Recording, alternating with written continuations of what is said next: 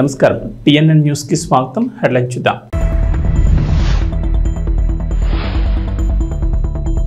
త్వరలో సర్పంచ్ ఎన్నికలు, 3 దశల్లో ఎన్నికల నిర్వహణ, రిజర్వేషన్ల విషయంలో ప్రభుత్వానిదే అంతిమ నిర్ణయం.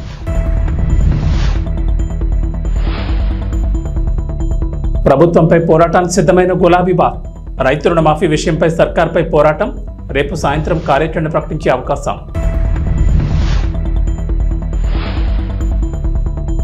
వన మహోత్సవం సందర్భంగా పవన్ కళ్యాణ్ సందేశం. మరోసారి కోకో కార్పస్ మొక్కలపై డిప్యూటీ సీఎం అలర్ట్, ప్రజలెవరూ ఆ మొక్కలు నాటొద్దని సూచన.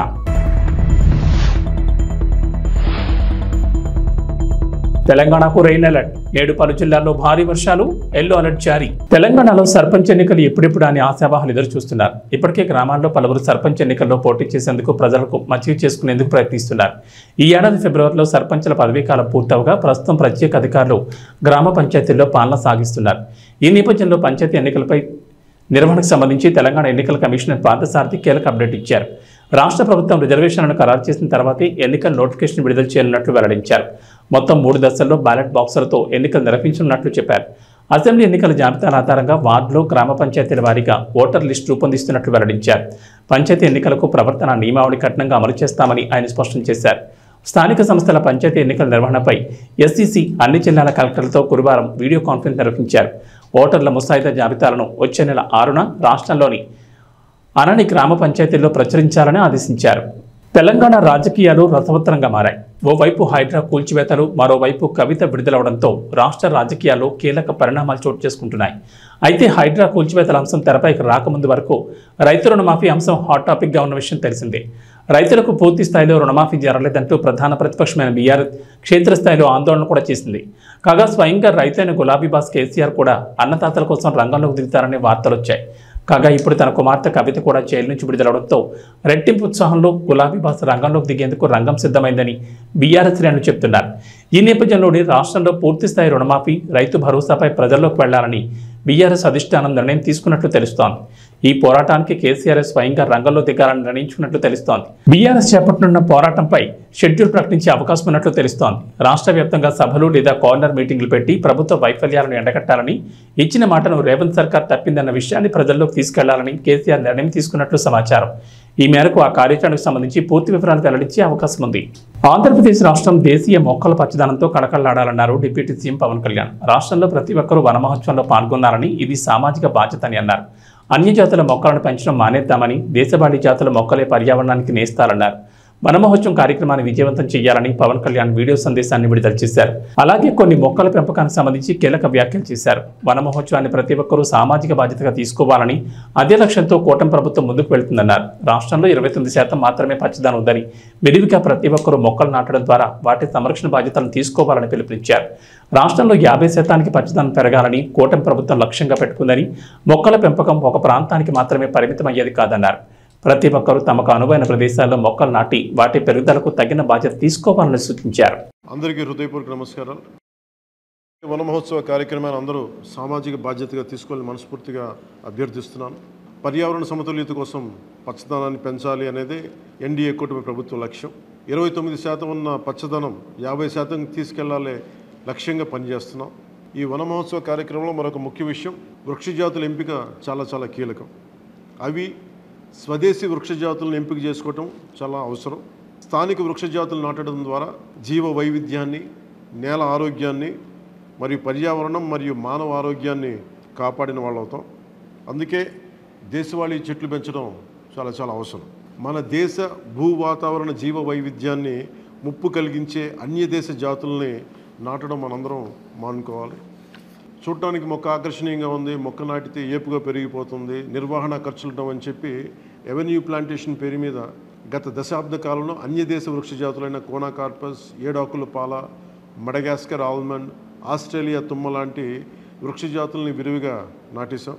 వీటి మూలంగా పర్యావరణానికి ప్రయోజనం కంటే కూడా ఆరోగ్యం మీద, భూగర్భ జల సంపద మీద చాలా తీవ్ర ప్రభావం చూపుతూ ఉంది. అందరూ ఆ ప్రాంత జీవ వైవిధ్యాన్ని పెంపొందించే స్వదేశీ జాతులను మాత్రమే నాటాలి అనేది ఏ దేశపు వృక్ష శాస్త్రజ్ఞుల్ని అడిగినా చెప్పే మాట ఇది.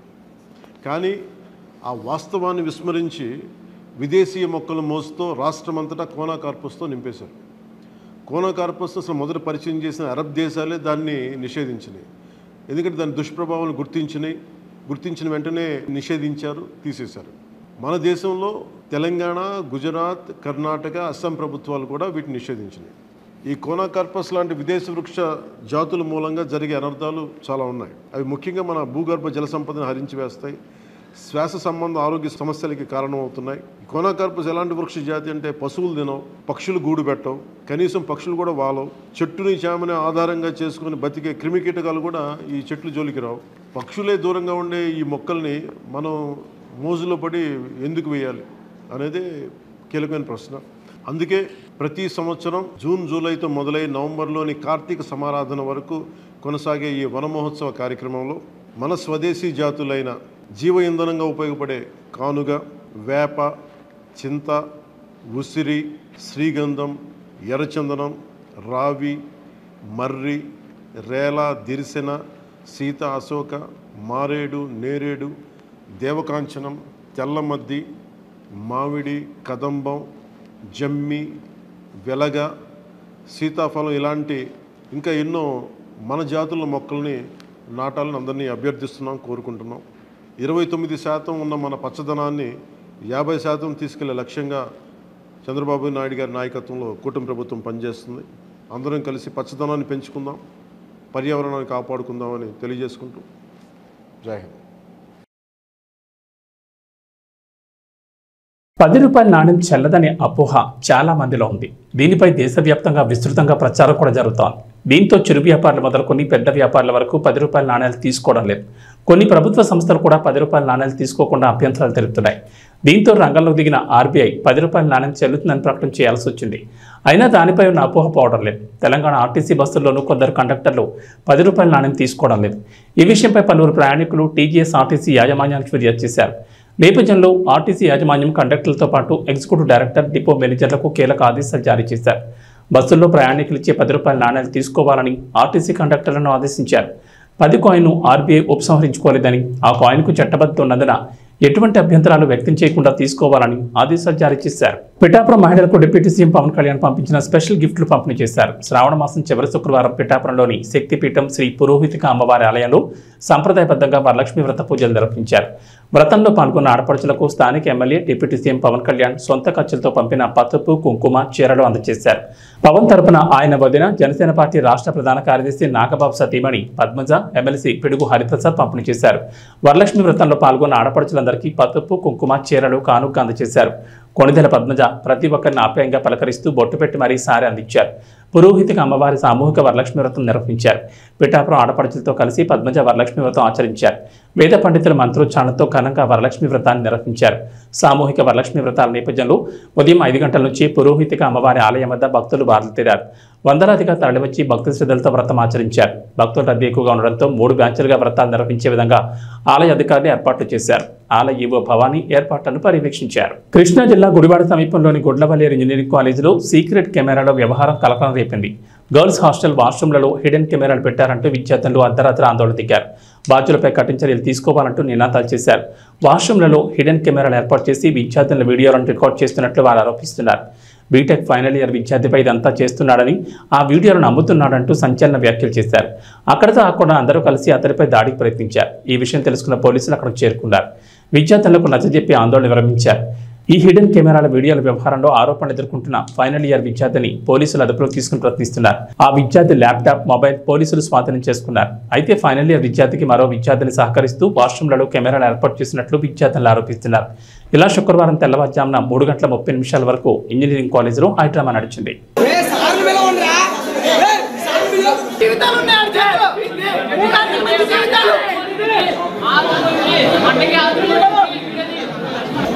ఆవేశం కాదు బాబాయ్, ఆలోచించుకోవాలి.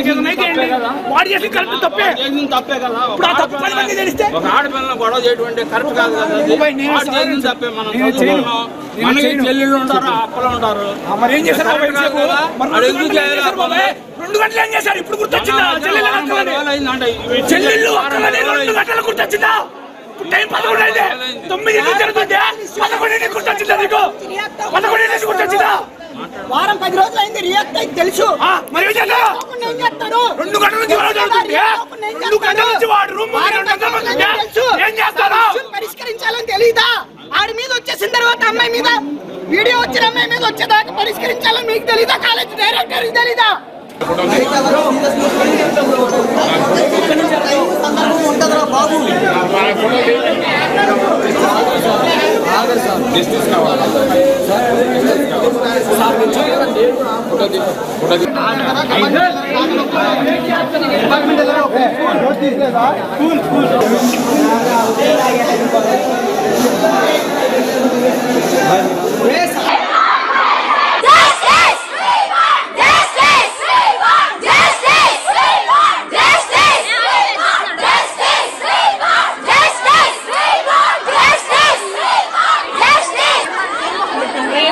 మాట్లాడటానికి ఏమన్నా ఉండాలి కదా, తరివేస్తే వెళ్ళిపోతారు.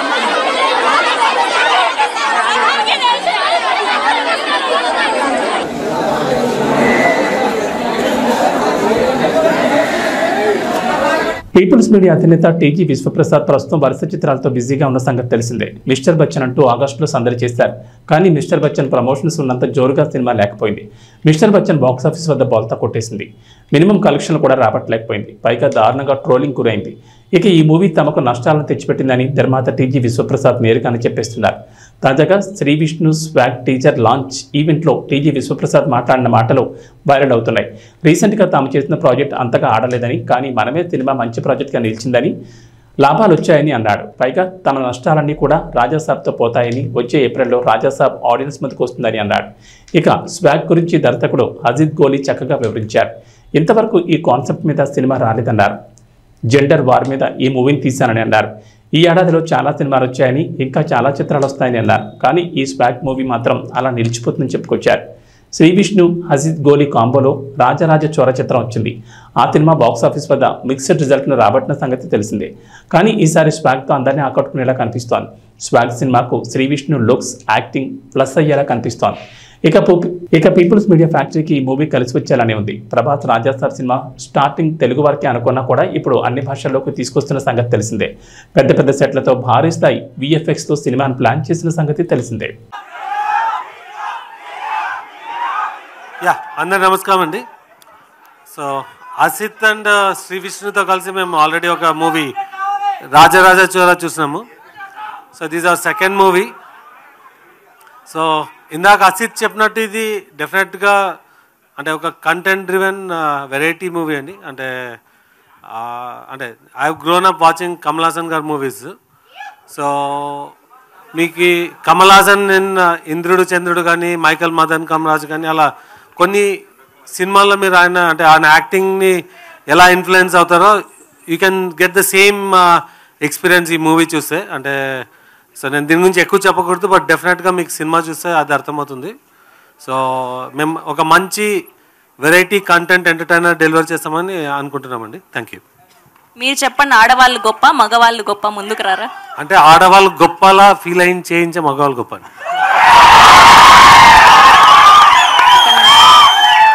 అలా ఫీల్ చేయిస్తున్నారంటే మా ఆడవాళ్లే గొప్ప. ఓకే. సీజనల్ వ్యాధులపై అప్రమత్తంగా ఉండాలని రేణుగుంట ప్రాథమిక ఆరోగ్య కేంద్ర వైద్యాధికారి డాక్టర్ చత్రప్రకాష్ రెడ్డి తెలిపారు. ఇటువంటి కాలంలో చికెన్ గున్యా, డెంగ్యూ వ్యాధి విజృంభిస్తుందన్నారు. దానికి తోడు మలేరియా వ్యాధి కూడా ఇటీవల వ్యాపిస్తుందన్నారు. చికెన్ గున్యా, డెంగ్యూ వ్యాధి మంచినీటిలో లార్వాలు ఉత్పత్తి అవుతాయన్నారు. మలేరియా మురికి నీటిలో దోమలు ఉత్పత్తి క్యూలెక్స్ దోమ కొట్టడం వల్ల ఈ వ్యాధి వస్తుందన్నారు. ఇంటి పరిసర ప్రాంతాల్లో మురికి నీరు నిల్వ ఉండకుండా చూసుకోవడంతో పాటు వ్యాధులు వ్యాపించకముందే ఎప్పటికప్పుడు పంచాయతీ అధికారులకు తెలియజేసి పరిసరాలను పరిశుభ్రంగా ఉంచుకోవాలని కోరారు. ఇటీవల కాలంలో ఫ్లూ జ్వరాలు వస్తున్నాయని, వాటికి భయపడాల్సిన పని లేదని, వేడి నీళ్ళు ఎక్కువగా తీసుకోవడంతో పాటు ఐస్ క్రీమ్ లాంటివి తీసుకోకుండా ఉండాలని సూచించారు. జ్వరము, దగ్గు ఉంటే అలాంటి వారి దగ్గర 6 అడుగుల దూరంగా ఉండడంతో పాటు మాస్క్ లాంటివి ధరిస్తే ఎంతగానో ఉపయోగం ఉంటుందన్నారు. ప్రభుత్వ ఆసుపత్రుల్లో అన్ని రకాల మందులు అందుబాటులో ఉన్నాయని, దానికి తోడు అన్ని రకాల వైద్య పరీక్షలు ఉచితంగా చేయడం జరుగుతుందన్నారు. డెంగ్యూ లాంటి జ్వరాలకు పరీక్షలు నిర్వహించి 50,000 వరకు ప్లేట్లెట్స్ తగ్గినా కూడా వారికి మెరుగైన వైద్యం అందించడంతో పాటు వారికి పరీక్షలు ప్రభుత్వంలో నిర్వహించడం జరుగుతుందన్నారు. ప్రైవేట్ హాస్పిటల్కి వెళ్లి వేలకు వేలు లక్ష రూపాయలు ఖర్చు చేసుకోవాల్సిన అవసరం లేదన్నారు. ప్రతి ఒక్కరూ వ్యాధులపై అవగాహన కలిగి ఉండాల్సిన అవసరం ఎంతైనా ఉందన్నారు. నా పేరు డాక్టర్ టి చంద్రప్రకాష్ రెడ్డి. నేను రేణుగుంట మండల వైద్యాధికారిని.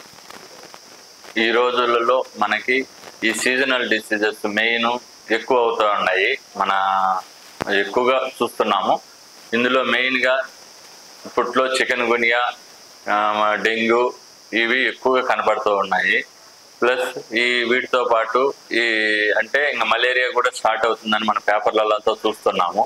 ఈ డెంగ్యూ, ఈ చికెన్ గునియా మాత్రము మెయిన్ ఏంటంటే మంచినీటిలోనే లార్వాలు ఉత్పత్తి చేస్తాయి. అవి only evening time and morning time మాత్రమే దోమలు మనకు కుడతాయి, ఆ దోమల ద్వారా వస్తాయి. మన అందరూ ఇళ్లలో డొమెస్టిక్ లెవెల్ అంటే ఇంటి లోపల అంటే చిన్న చిన్న వస్తువులలో నీళ్లు వారం రోజులు నిల్వ ఉండకుండా చూసుకోవాలి. టైర్లు కానీ, చిప్పలు, ఎగ్జాంపుల్ ఏదన్నా ప్లేట్లు, కప్పులలో ఈవెన్ ఐస్ క్రీమ్ కప్పుల్లో కూడా ఈ వారం రోజులు నీళ్ళు అంటే గుడ్డు పోయి పెట్టేదానికి ఉంటుంది. అంటే మంచి నీళ్ళల్లో మాత్రమే లార్వాలు ఉత్పత్తి అవుతూ ఉంటాయి. కాబట్టి ఈ డెంగ్యూ, చికెన్ గున్యా రాకూడదు అనుకుంటే మన ఇంట్లో మెయిన్ మన ఇంటి సరౌండింగ్లో వర్షం నీళ్ళు కానీ ఏదైనా కానీ డొమెస్టిక్ లెవెల్లో మనము కంప్లీట్గా పోసేయాలి. అంటే వారం రోజుల తర్వాత నీళ్లు వాడకూడదు అనేది ఒకటి పెట్టుకుని, అందుకే మన యొక్క గవర్నమెంట్ ఫ్రైడే డ్రైడే కార్యక్రమాన్ని పెట్టింది. అంటే ఎవ్రీ ఫ్రైడే అంటే వారానికి ఒక రోజు, ఫ్రైడే రోజు ఎంటైర్ మన ఇంట్లో ఉండే వస్తువులన్నింటినీ మనము దాంట్లో నిల్వ ఉండే వాటన్నిటిని మనం బయట పోసామని చెప్పి గవర్నమెంట్ మనకి ఫ్రైడే డ్రైడే అనే ఒక కార్యక్రమాన్ని పెట్టింది. మీరు దయచేసి అందరి ఇళ్లలో కూడా ఇలాంటి నీళ్ళు నిల్వ వారానికి మించి నీళ్ళు నిల్వకుండా చూసుకుంటే మన ఇంట్లో అంటే ఎడిస్ దోమలు అంటే పెద్దవి కనపడతా ఉంటాయి, అవి లేకుండా ఉంటాయి. ఈ మళ్ళీ మలేరియా అనేది అంటే డస్ట్ వాటర్లలో, ఈ డ్రైనేజ్ వాటర్లలో మలేరియా అంటే చెడు వాటర్లలో మాత్రమే అది గుడ్లు పెడుతుంది. మలేరియా కానీ క్యూలెక్స్ దోమలు అంటే ఫైలేరియాకి. అలాంటి వాటిని మన యొక్క పంచాయతీ అధికారులు మరియు మన యొక్క శానిటరీ అధికారులు కానీ చెప్పి అవి క్లీన్ చేయించుకుంటా ఉంటే మనకి ఈ మలేరియా, డెంగ్యూల మీద ఖర్చు భారం అన్ని తగ్గుతుంది. ప్లస్ రాకుండా ఉంటాయి. ఈవెన్ ఇప్పుడు మనం ఒక డెంగ్యూ కేసు వచ్చింది అనుకోండి, దానికి వారం రోజులు ట్రీట్మెంట్ తీసుకోవాల్సిన స్థితి వస్తుంది. ప్లేట్లెట్ తగ్గిందా, దానికి మనం ఎంతో ఖర్చు పెట్టాలి. దాదాపుగా 5 lakhs 6 lakhs వరకు కూడా ఇప్పుడు ఖర్చు అవుతా ఉన్నది హాస్పిటల్స్ని బట్టి. కాబట్టి మనం దాన్ని వీలైన కాడికి మన చేతుల్లో ఉండేది కాబట్టి మనం దాన్ని నిర్మూలించుకోగలగాలని నేను కోరుకుంటున్నాను. ఇంక ఈ ఫ్లూస్ ఉంటాయి, ఈ వర్షాకాలం వస్తుంది కాబట్టి ఫ్లూ ఫీవర్స్ అనేసి మనకి ఫ్లూ ఫీవర్స్ ఎక్కువ వస్తుంటాయి. ఈ ఫ్లూ ఫీవర్స్ని మెయిన్ హాట్ వాటర్ బాగా తీసుకోవడం వల్ల, కొంచెం వేడి నీళ్ళు, ప్లస్ ఈ యొక్క మనకి ఎక్కడ బయట కానీ కూల్గా ఉండేటివి ఐస్ క్రీములు కానీ ఎగ్జాంపుల్ అలాంటివి వీలైన కాడికి చలికాలం అవాయిడ్ చేయాలి కూల్ వాటర్ని.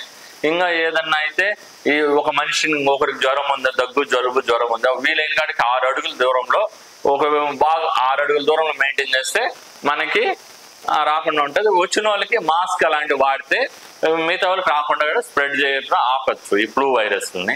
అంటే కరోనా అలాంటివి కూడా ఫ్లూ వైరస్, ఇలా ఇన్ఫ్లుయెంజా ఇలాంటివన్నీ కూడా కొత్తగా ఫ్లూస్ వస్తూ ఉంటాయి. అంటే ప్రతి ఎవ్రీ మంత్ ఫ్లూస్ అనేది కామన్ గా ఈ క్లైమేట్ బట్టి వస్తుంటాయి. వాటిని కూడా వీలైన కాడికి ఐసోలేషన్, ఒక పేషెంట్కి వచ్చింది వాడిని కొంచెం ఐసోలేషన్ చేస్తే ఇళ్ళల్లో ఇంకెవరికి రాకుండా ఉంటుంది. కాబట్టి దయచేసి ఇలాంటి నివారించే పద్ధతుల్ని మనం చేసుకోవచ్చు. ఒక జబ్బు వచ్చినాక మళ్ళీ మేము వాటి మీద మనకు గవర్నమెంట్ లో అన్ని రకాల వైద్య సేవలు ఉన్నాయి. కాబట్టి ఇక్కడ మనకి టెస్టులు కూడా అన్నీ ఉన్నాయి, అన్ని రకాలుగా. ఈవెన్ డెంగ్యూ టెస్ట్ కానీ సంబంధించిన దానికి కానీ ప్లేట్లెట్ కౌంట్లు కానీ ప్రతి ఒక్క పిఎస్సిలోను ప్రతి ఒక్క మండలంలోనూ ఉన్నాయి. కాబట్టి ఎవ్రీ ఆల్టర్నేట్ డే అంటే ఈ రోజు చేసుకుంటే రేపు ఎల్లుండి ప్లేట్లెట్ కౌంట్ అట్లా చేస్తాము. ఒకవేళ ప్లేట్లెట్ కౌంట్ మినిమం 50,000 వరకు వచ్చినా కానీ రికవర్ అయ్యే ఛాన్సెస్ ఈజీగా ఉంటుంది. లిక్విడ్స్ బాగా తీసుకోవడము, ఓఆర్ఎస్ అలాంటి బాగా తాగడము. అంటే వైరల్ ఫీవర్లలో డీహైడ్రేషన్ కాకుండా అంటే నీళ్లు బాగా తాగుతాం, డీహైడ్రేషన్ అంటే లిక్విడ్స్ బాగా తీసుకుంటా ఉంటే ఫీవర్ ఎక్కువ వస్తుంటుంది. 102, 103 టెంపరేచర్లు వస్తూ ఉంటాయి. కాబట్టి మనకి డీహైడ్రేషన్ ఎక్కువ అయ్యే ఛాన్సెస్ ఉంటుంది. అది రాకుండా మనము వాటర్ ఫుల్ తీసుకుంటా ఉంటే డీహైడ్రేషన్ కొంచెం వరకు కవర్ అయిందంటే ఆటోమేటిక్గా మన బాడీనే దాని యొక్క రెస్పాన్స్ వచ్చేస్తుంది మన బాడీ. కాబట్టి అందరూ దాని గురించి భయపడకుండా ఫస్ట్ నివారణ చర్యలకి ఏ వారంలో మన ఇంట్లో ఉండే వస్తువులు అన్నింటిలో ఏదైనా అంటే ఫ్రిడ్జ్లు కానీ, ఈ ఎయిర్ కూలర్లు కానీ, టైర్లు కానీ, కప్పులు కానీ, ప్లాస్టిక్ బయట పెట్టిన నీళ్ళ తొట్టులు కానీ అంటే సంపులు ఇలాంటి వాటిని అంతా వారానికి ఒక రోజు మీ ఇంట్లో ఉండేటువంటి క్లీన్ చేసేయండి. అప్పుడు దోమలు, డెంగ్యూ చికెన్ గున్యా జబ్బులు రాకుండా ఉంటాయి. చికెన్ గున్యా అయితే కొంతమందికి వచ్చిందంటే పాపం నెలల తరబడి కీళ్ళ నొప్పులు, కీళ్ళ వాతాలు ఉన్నాయి. కాబట్టి మీరు దయచేసి అందరూ ఇలాంటి పాటిస్తారనేసి నేను ఇక వాతావరణ విషయానికి వస్తే తెలంగాణకు హైదరాబాద్ వాతావరణ శాఖ రెయిన్ అలర్ట్ జారీ చేసింది. రాష్ట్రంలో మరో 4 రోజుల పాటు భారీ వర్షాలు కురుస్తాయని వెల్లడించింది. కొన్ని జిల్లాల్లో అతి భారీ వర్షాలు కురుస్తాయని చెప్పింది. తూర్పు మధ్య ఉత్తర బంగాళాఖాతంలో అల్పపీడనం ఏర్పడిందని చెప్పారు. ఉపరితల ఆవర్తనం సగటు సముద్ర మట్టానికి 5.8 కిలోమీటర్ల ఎత్తులో విస్తరించిందన్నారు. పైకి వెళ్లే కొద్దీ దక్షిణం వైపు బొంగి ఉందని వాతావరణ శాఖ వెల్లడించింది. ఈ అల్పపీడనం పశ్చిమ వాయువ్య దిశగా ప్రయాణిస్తూ దక్షిణ ఒడిశా, ఏపీలోని ఉత్తరాంధ్ర తీర ప్రాంతాలకు చేరే అవకాశం ఉందని చెప్పింది. వీటి ప్రభావంతో తెలంగాణలో రాగల 4 రోజులు వర్షాలు కురిసే అవకాశాలున్నాయని తెలిపారు. నేడు మంచిర్యాల, జగిత్యాల, ఆదిలాబాద్, ఆసిఫాబాద్ జిల్లాలో భారీ నుంచి అతి భారీ వర్షాలు కురిసే అవకాశాలున్నాయని వాతావరణ కేంద్ర అధికారులు తెలిపారు. ఈ మేరకు ఆయా జిల్లాలకు ఎల్లో అలర్ట్ జారీ చేశారు. కరీంనగర్, పెద్దపల్లి, జయశంకర్, భూపాల్పల్లి, ములుగు, నిర్మల్, నిజామాబాద్, రాజన్న సిరిసిల్ల, భద్రాద్రి కొత్తగూడెం, ఖమ్మం, మహబూబాబాద్, హైదరాబాద్, మేడ్చల్, మల్కాజ్గిరి, వర్గల్, హన్మకొండ జిల్లాల్లో భారీ వర్షాలు కురుస్తాయన్నారు. ఈ మేరకు ఈ జిల్లాలకు ఆరెంజ్ అలర్ట్ జారీ చేశారు. ఏవీ బులెటిన్ విశేషం. నమస్కారం.